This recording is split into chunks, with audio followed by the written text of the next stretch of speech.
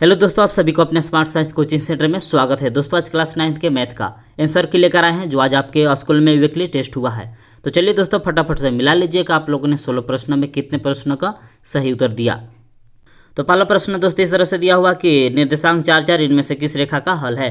तो यह रेखा 2x - 3y बराबर -4 का हल है। ठीक है दोस्तों, तो इसलिए इसका राइट आंसर होगा दोस्तों सी हो जाएगा। अब क्वेश्चन नंबर दूसरा देखिए दोस्तों। तो दूसरा इस तरह से दिया हुआ कि समीकरण 6x + 12ky बराबर 96 का हल 2 3 है तो k का मान होगा। तो दोस्तों क्या करेंगे कि जहाँ x होगा वहाँ 2 बैठाएंगे और जहाँ y हो वहाँ 3 बैठाएंगे। तो k का मान कितना आएगा दोस्तों, काट उठ के 2 आएगा, इसलिए इसका राइट आंसर हो जाएगा दोस्तों बी हो जाएगा। तो क्वेश्चन नंबर तीसरा दोस्तों इस तरह से दिया हुआ है कि 2x + 3y बराबर 14 का हल है। तो इसका हल है दोस्तों 2.5 और 3, इसलिए इसका राइट आंसर होगा दोस्तों ए हो जाएगा। अब क्वेश्चन नंबर 4 देखिए दोस्तों। तो क्वेश्चन नंबर 4 दोस्तों इस तरह से दिया हुआ कि समीकरण 3x + 5y बराबर 12 के कितने हल हैं। तो देखिए दोस्तों यह समीकरण क्या है, 2 चर वाला रैखिक समीकरण है। तो 2 चर वाला रैखिक समीकरण का हल क्या होता है दोस्तों, अनंत होता है, इसलिए इसका राइट आंसर हो जाएगा दोस्तों डी हो जाएगा। ठीक है।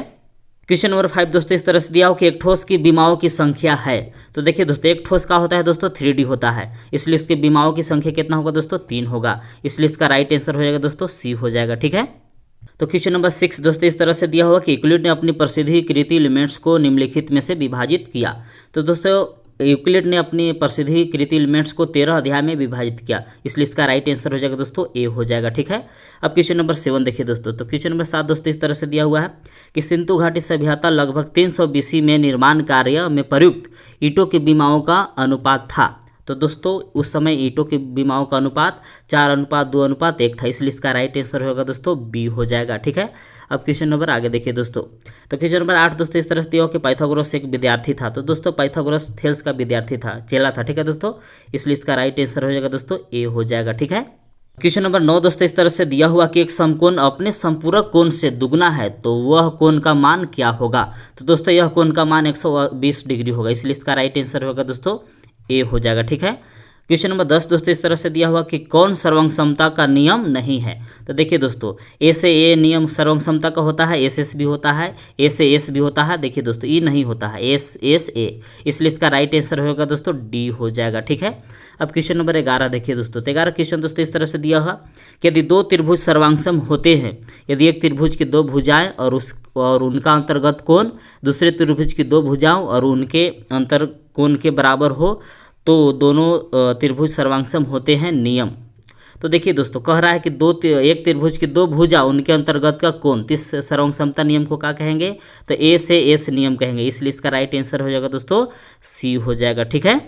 तो क्वेश्चन नंबर 12 दोस्तों इस तरह से दिया हुआ कि त्रिभुज एबीसी में ए बी बराबर AC और कोण बी बराबर 50 डिग्री है तो कोण सी का मान होगा। तो दोस्तों देखिए कोण बी बराबर 50 डिग्री है तो कोण सी भी 50 डिग्री होगा। ठीक है, इसलिए इसका राइट आंसर हो जाएगा दोस्तों बी हो जाएगा। ठीक है। अब क्वेश्चन नंबर आगे देखिए दोस्तों। तो अगला क्वेश्चन दोस्तों इस तरह से दिया हुआ है कि त्रिभुज के तीनों कोणों का अनुपात 1:3, 3:5 है तो सबसे बड़ा कोण का मान कितना है। तो देखिए दोस्तों सबसे बड़ा कोण का मान हो जाएगा 100 डिग्री, इसलिए इसका राइट आंसर होगा दोस्तों डी हो जाएगा। ठीक है। तो 14 प्रश्न दोस्तों इस तरह से दिया हो कि यदि ए बी समांतर सी डी है तो एक्स का मान कितना है। तो दोस्तों चित्र में ए बी समांतर का दिया हुआ दोस्तों सी डी दिया हुआ है, वो कह रहा है कि एक्स का मान कितना है। तो देखिए दोस्तों तो ये 130 डिग्री है तो इधर कितना हो जाएगा दोस्तों 50 डिग्री, ये 50 डिग्री है तो एक्स का भी मान कितना हो जाएगा दोस्तों 50 डिग्री, इसलिए इसका राइट आंसर हो जाएगा दोस्तों बी हो जाएगा। ठीक है। क्वेश्चन नंबर 15 दोस्तों इस तरह से दिया हुआ कि यदि दी गई आकृति में यदि ए बी समांतर सी डी समांतर EF और y अनुपात Z बराबर 3:7 है तो एक्स का मान होगा। तो दोस्तों इस प्रश्न को सोल्व करिएगा तो एक्स बराबर आता है 126 डिग्री, इसलिए इसका राइट आंसर होगा दोस्तों बी हो जाएगा। ठीक है। क्वेश्चन नंबर 16 दोस्तों इस तरह से दिया कि आकृति में त्रिभुज एबीसी सर्वांगसम त्रिभुज PQR है किस नियम से। ठीक है दोस्तों, ये दोनों किस नियम से सर्वांगसम है। तो देखिए दोस्तों एंगल और बीच में साइड है। ठीक है दोस्तों, तो ए से नियम से दोनों त्रिभुज क्या है दोस्तों सर्वांगसम है, इसलिए इसका राइट आंसर होगा दोस्तों ए हो जाएगा। ठीक है।